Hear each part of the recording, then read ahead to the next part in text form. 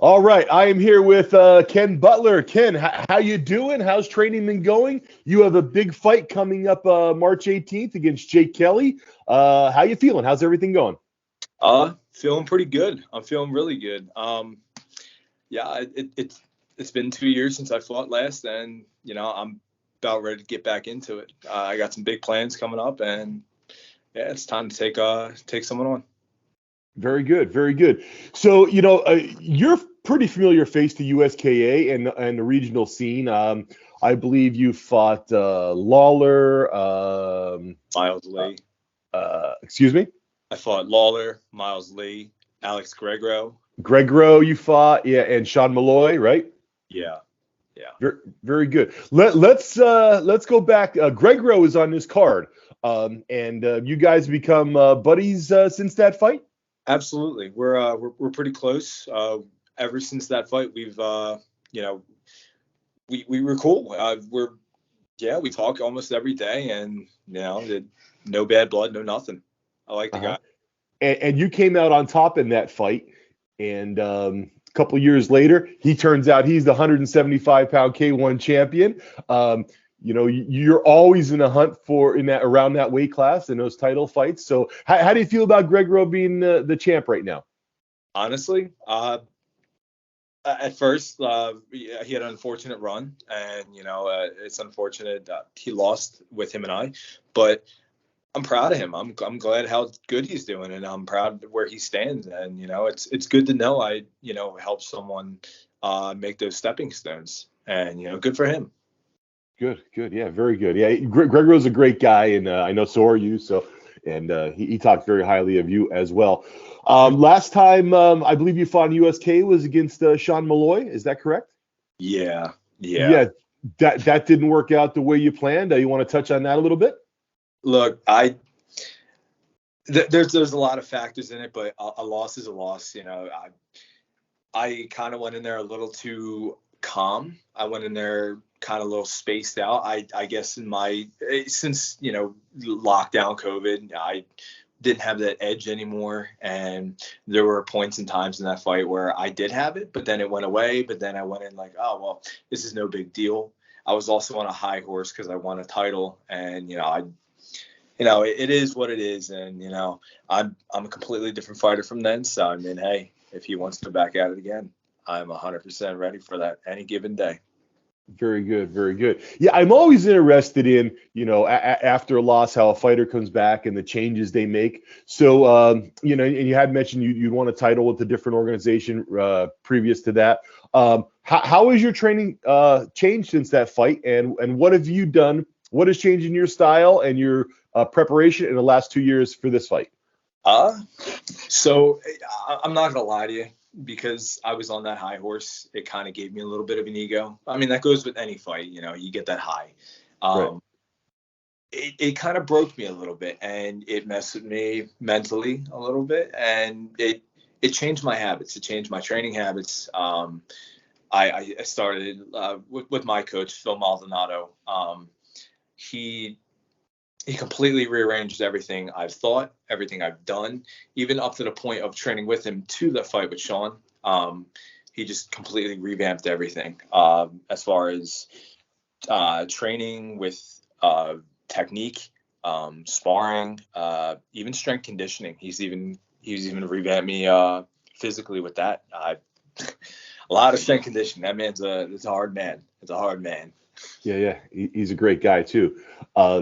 All right, so now looking forward to March 18th. Before we touch on the Jay Kelly fight, I noticed you posted a picture yesterday with your pet goat. So tell me a little bit about the goat and what you do in real life, and then we'll move on to the fight. So yeah, that was a little bit of a joke. So outside of fighting, I'm a butcher. For years now. I just like to post a lot of things of what I cut, what I have to cut, all the exotic things nobody really sees. And Right. it's a fun job. It's a dying art. It's and for somebody my age, it's kind of, I wouldn't say, it's a little weird for somebody my age to be a butcher, because usually them 40s, 50s, 60s, because they got all that time under their belt. So yeah. Right. Do you have a nickname when you step into the ring? Do you use the Butcher? It's funny. For the longest time, it was Hollywood. There was Uh-huh. a story behind that, and a lot of my teammates and a lot of people I've met throughout the time, they're like, you should really walk out to the Butcher. It kind of fits your style and what you do with your job, and Right. I've been in high consideration. Right, right. All right, very good. So March 18th, when we're doing this, we're just 10 days away from the fight.